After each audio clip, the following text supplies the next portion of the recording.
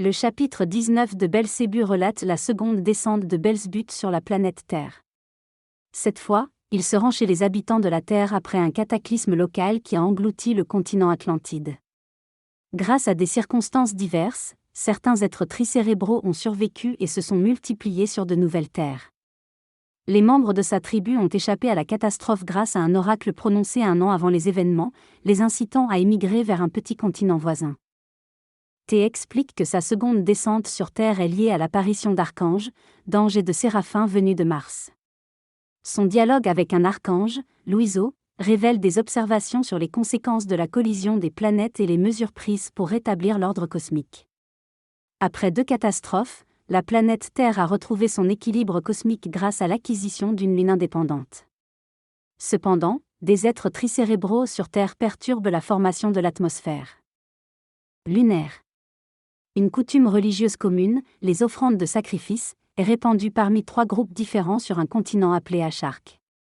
Cette pratique entraîne un excès d'ascoquins sacrés, nécessaire à la survie des anciens fragments.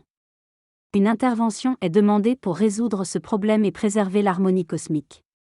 Un individu mystérieux exprime des inquiétudes concernant la formation d'une atmosphère potentiellement perturbatrice pour l'harmonie du système. Il implore un interlocuteur de se rendre sur Terre pour éveiller les habitants à la futilité de leur conception.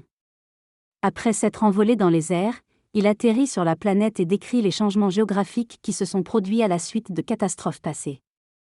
Il évoque les noms anciens et actuels des régions, notamment l'Asie, la mer Caspienne et le Caucase. Ce protagoniste se dirige vers une capitale nommée Kourkalaï, explique comment un fleuve a changé de cours et parle des anciennes terres fertiles de Tikliamwish, maintenant devenu un désert. Il décrit également la région de Gobani, recouverte par les sables, et évoque le groupe d'êtres tricérébraux installés en Inde. Lors de ma seconde descente sur la planète Terre, j'ai observé que les êtres tricérébraux étaient obsédés par l'idée de considérer leur pays comme le centre de la culture mondiale, engendrant des conflits et des rivalités intenses. J'ai rencontré un grand prêtre nommé Abdil, qui avait encore une conscience.